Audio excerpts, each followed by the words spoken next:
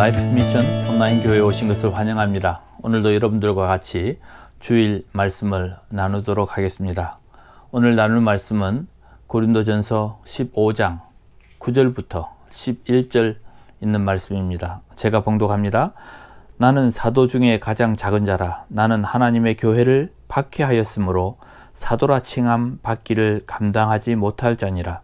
그러나 내가 나 된 것은 하나님의 은혜로 된 것이니 내게 주신 그 은혜가 헛되지 아니하여 내가 모든 사도보다 더 많이 수고하였으나 내가 한 것이 아니요 오직 나와 함께 하신 하나님의 은혜로라. 그러므로 나나 그들이나 이같이 전파하매 너희도 이같이 믿었느니라.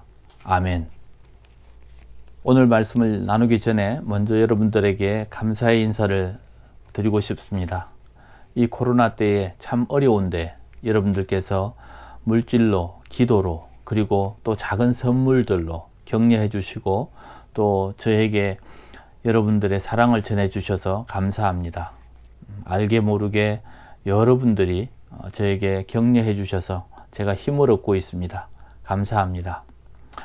오늘 이 말씀은 바울의 삶에 대해서 우리가 돌아보기를 원해서 오늘 제목은 은혜를 아는 사람. 이 바울이 바로 그런 표현을 썼습니다. 하나님의 은혜로 된 것이라. 나의 나 된 것이 내가 잘해서 한 것이 아니라 하나님의 은혜로 된 것이라. 이렇게 전하는 말이 있습니다. 오늘 이 말씀을 중심으로 여러분들에게 말씀을 드리겠습니다. 그러기에 앞서서 먼저 여러분들에게 기도 제목을 부탁드렸던 우리 초등학교 5학년 우리 배집사님의 아들 동우의 상태가 조금씩 나아지고 있고 이제 입술 주위에 피가 멎어서 이제 조금씩 죽도 먹을 수 있다고 하는 소식을 들었습니다. 하나님께서 우리 동우에게 은혜를 베풀어 주셨고 이제 조금씩 나아지는 그런 과정에 있으니 여러분들께서도 계속해서 기도해 주시기를 부탁드립니다. 오늘 이 말씀의 핵심 워드, 단어는 은혜입니다. 오늘 이 은혜라고 하는 말, 혹시 헬라어로 여러분 아시는지 모르지만 카리스 혹은 카리스마라고 하는 헬라어 단어가 바로 은혜입니다. 이 은혜라고 하는 것은 은혜, 기쁨 혹은 선한 의지라는 의미가 있죠. 한국 국어 사전에서는 고맙게 베풀어 준 호의 혹은 혜택이라는 그런 의미가 있습니다. 그래서 은혜라고 했을 때에는 어떤 기쁨을 얻을 수 있는 호의를 받은 것입니다. 내 마음을 기쁘게 했고 나에게 많은 혜택을 준 것을 이야기하는데 오늘 이 본문에 나오는 바울이 그 은혜를 기억하는 사람입니다. 그래서 이 바울 그러면 그가 받았던 은혜를 기억해서 그의 삶이 완전히 변한 사람이죠.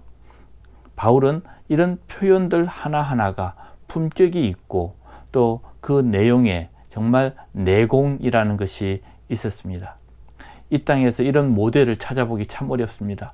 제 주변에 많은 사람들이 있고 또 지도자들이 있지만 바울과 같은 사람이 있을까라고 하는 생각이 드는 것이죠. 그래서 은혜라는 말을 사용할 때에 이 바울을 생각하지 않을 수가 없는 것입니다. 그러면 이 바울은 이 은혜를 어떻게 생각했을까? 그의 삶의 태도를 보면서 그의 은혜를 아는 사람의 모습을 우리가 한번 배워볼까 합니다. 첫 번째로는 그는 자신의 과거의 모습을 잊지 않았습니다. 첫 번째, 그의 과거를 잊지 않고 늘 자신을 반성하면서 오늘을 살고 있었습니다. 이런 말이 있죠. 개구리가 올챙이적 시절을 모른다는 말이 있습니다. 내가 과거에 어땠는지를 자꾸만 잊어버립니다. 과거를 생각할 수 있어야지 오늘 현재가 감사하고 오늘 현재가 더 나아지는 것입니다. 그런데 이 바울은 자기 자신을 이렇게 소개합니다. 나는 사도 중에서 가장 작은 자라.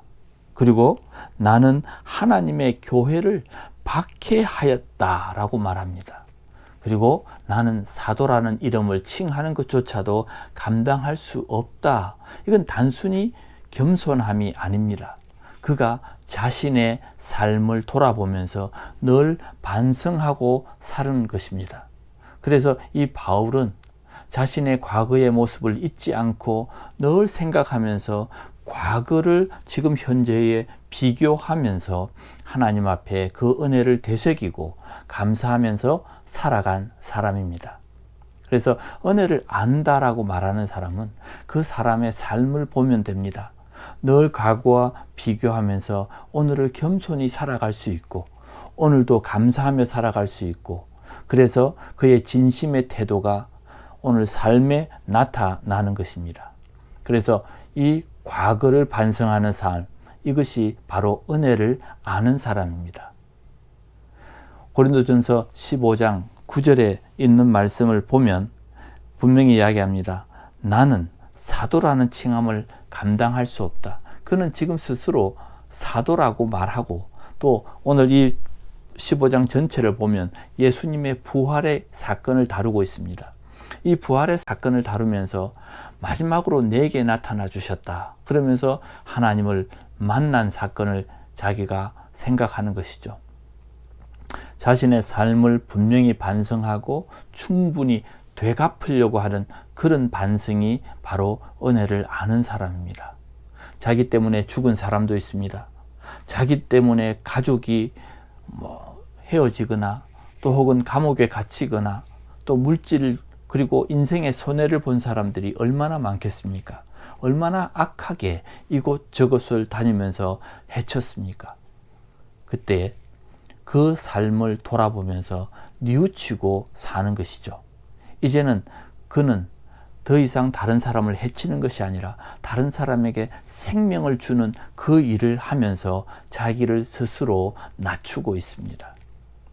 여러분, 과거를 알고 과거를 반성하고 살면 은혜를 아는 사람입니다. 디모데전서 1장 15절에 보면 미쁘다 모든 사람이 받을 만한 이 말이요. 그리스도 예수께서 죄인을 구원하시려고 세상에 임하였도다.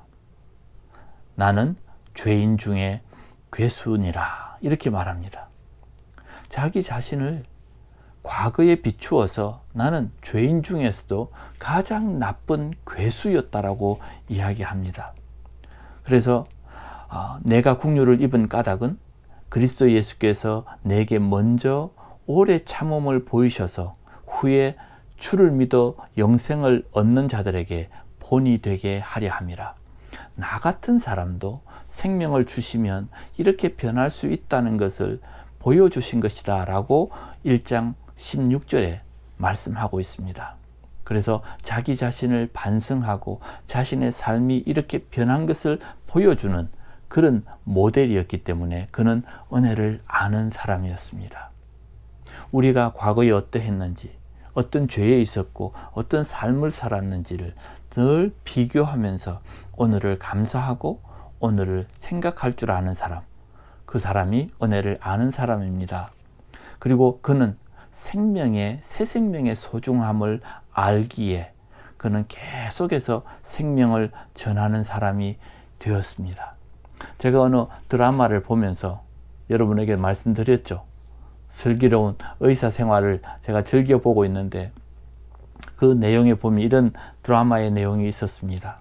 아들로부터 간을 이식을 받았습니다. 그런데 그 아버지가 술로 인해서 간이 나빠졌고 이제는 아들의 간을 이식을 받아서 새 생명을 얻었는데 그 아버지가 정신을 못 차리고 이제는 좀 건강해졌다고 늘 술을 마시는데 의사에게 와서 진료를 받는데 의사가 수치를 보니까 정말 간이 계속해서 또 나빠지고 있는 것입니다. 의사가 묻습니다. 요즘 술 드시죠? 그 환자는 말합니다. 아니요. 계속 거짓말을 합니다. 아니라고. 의사는 계속해서 이야기합니다. 수치가 말해주고 있습니다. 그때 옆에 있던 아내가 정말 화가 치밀었는지 다 불었습니다. 남편이 매일 술을 먹습니다. 그때 이 의사가 한 말이 있습니다. 당신은 당신에게 생명을 주기 위해서 자기의 간을 나눈 그 아들에 대해서도 그리고 새 생명을 얻은 자기 인생에 대해서도 그리고 가정에 대해서도 당신은 정말 책임을 지지 않는 사람입니다. 이제는 다시 나에게 오지 마십시오. 이 병원에 와서 진료를 받지 마십시오. 그러면서 그 뻔뻔함을 내치는 그런 장면이 나옵니다. 영혼을 구원받은 우리가, 그래서 새 생명을 얻은 내가 다시 죄에 빠지고 주일마다 아무렇지도 않게 나와서 예배를 드리고 있다고 한다면 그것이 얼마나 뻔뻔스러운, 은혜를 알지 못하는 사람이 아니겠습니까? 어떤 자식이 부모가 교통사고로 돌아가서 두 분의 보험금을 받아서 사는데 흥청망청 사는 것입니다. 그 부모의 생명으로 받은 보험금을 정말 잘 살고 정말 정직하게 나누며 살아야 될 텐데 그 흥청망청 쓰는 모습들을 볼 때 어떻겠습니까? 다시 죄에 빠지고 그 생명의 은혜를 입지 못한 그런 모습으로 살아간다면 정말 부끄러울 것입니다. 바울은 고린도전서 15장 2절에 그렇게 말합니다. 내가 전한 그 말을 굳게 믿고 헛되이 믿지 아니하였으면 그로 말미암아 구원을 받았으리니 헛되이 믿지 아니하였으면. 예수를 믿는 사람들 중에서도 하나님의 복음의 말씀을 듣고도 헛되이 믿는 사람들이 있다는 것이죠. 바울은 자기 반성과 새로운 삶의 모델로 살아가는 사람입니다. 나는 작은 자 중에 가장 작은 자고 나는 죄인 중에서도 괴수라고 이야기하면서 자기를 반성하며 살아갑니다. 하나님 나라에 정말 가장 능력 있는 것은 우리의 삶으로 보여주는 것입니다. 그래서 고린도전서 4장 20절에는 하나님의 나라는 말에 있지 않고 오직 능력에 있느니라 그렇게 말합니다. 은혜를 아는 사람들은 삶으로 보여주는 것이죠. 우리 모두가 하나님의 은혜를 안다면 새 생명을 받은 우리가 과거를 돌아보며 반성하며 우리에게 주어진 이 생명을 새롭게 살아가야 할 것입니다. 두 번째로, 하나님의 은혜를 아는 사람은 그 은혜를 기억하며 자신과 싸우는 사람입니다. 오늘 이 10절 말씀에 보니까 내가 나 된 것은 하나님의 은혜로 된 것이니 내게 주신 그 은혜가 헛되지 아니하여 내가 모든 사도보다 더 많이 수고하였고 내가 한 것이 아니라 오직 나와 함께 하신 하나님의 은혜로라. 그는 철저히 자기와 싸웠습니다. 그 하나님의 은혜가 헛되지 않게 하기 위해서 자기와의 싸움을 싸웠습니다. 신앙이라고 하는 것은 자기와의 싸움입니다. 그래서 이 바울은 끊임없이 자기와 싸우는데 얼만큼 싸웠느냐. 바로 이 고린도전서 4장에 있는 말씀을 보면 10절부터 14절까지 있는 말씀을 보면 그렇습니다. 우리는 그리스도의 영구로 미련하되 너희는 그리스도 안에서 지혜롭고 우리는 약하되 너희는 강하고 존귀하되 우리는 비천하였다. 예수님 때문에요. 미련해졌고 약해졌고 비천해졌고 그리고 11절에는 우리가 줄이고 목마르고 헐벗고 매를 맞고 정처가 없고 후욕을 당했지만 축복했고 핍박을 받았지만 참았고 그리고 이 비방을 참아내고 세상에 더러운 것과 만물의 찢기같이 되었도다. 그렇게 말합니다. 여러분, 사도 바울은 은혜를 아는 사람이어서 하나님의 은혜를 나누기 위해서 자기와 철저히 싸웠습니다. 일부러 미련하고 일부러 약해지고 일부러 비천하고 일부러 핍박을 받고 그러면서 세상에 더러운 것 같이 찢기같이 찌꺼기 같은 인생으로 보여질 만큼이나 낮아지게 살았습니다.